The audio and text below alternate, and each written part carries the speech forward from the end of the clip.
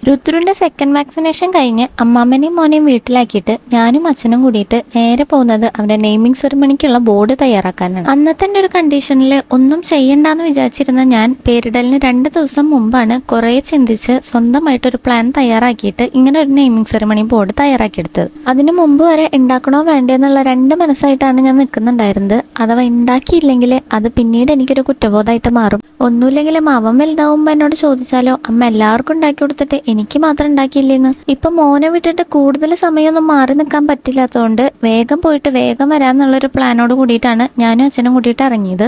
ആദ്യം പോയത് പ്രിന്റ് എടുക്കാനായിരുന്നു. പിന്നെ കുറച്ച് ബോർഡും മെറ്റീരിയൽസ് ഒക്കെ മേടിക്കണമായിരുന്നു. എന്റെ ഭാഗത്തിന് എല്ലാ മെറ്റീരിയൽസും എനിക്ക് ആ ഷോപ്പിൽ നിന്ന് തന്നെ കിട്ടി. അതിന്റെ കൂടെ എനിക്കൊരു 8ന്റെ പണിയും കിട്ടി.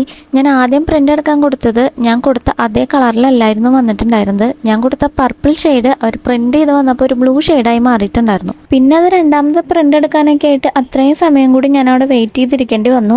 അതിനുള്ളിൽ നമ്മുടെ ആൾ അലമ്പുണ്ടാക്കണ്ടോ എന്ന് അറിയാനായിട്ട് ഞാൻ അമ്മേനെ വീഡിയോ കോൾ ചെയ്ത് നോക്കിയപ്പോൾ നല്ല ഉറക്കത്തിലാണ്. അപ്പം എനിക്ക് പകുതി ആശ്വാസമായി. അങ്ങനെ നമ്മൾ ഉദ്ദേശിച്ച പോലെ തന്നെ രണ്ടാമത് പ്രിന്റ് ചെയ്ത് കിട്ടി. ബോർഡും അവിടെ നിന്ന് തന്നെ കിട്ടിയോണ്ട് വേറെ ഷോപ്പിലേക്കൊന്നും ഇറങ്ങേണ്ടി വന്നില്ല. പിന്നെ ഞങ്ങൾ നേരെ വീട്ടിലേക്കാണ് പോയിട്ടുണ്ടായിരുന്നത്. ഇനി 2 ദിവസത്തിനുള്ളിൽ നമ്മുടെ നെയിം റിവീൽ ബോർഡ് റെഡിയാക്കി എടുക്കണം. ഇങ്ങനെ ഒരു മോഡൽ ആദ്യമായിട്ട് ചെയ്യുന്നതുകൊണ്ട് എന്താവുമെന്ന് എനിക്ക് ഒരു ഐഡിയയും ഇല്ല. എന്താവും നമുക്ക് കണ്ടറിയാം. അപ്പത്തുള്ളൂ ഗൈസ്, ബൈ.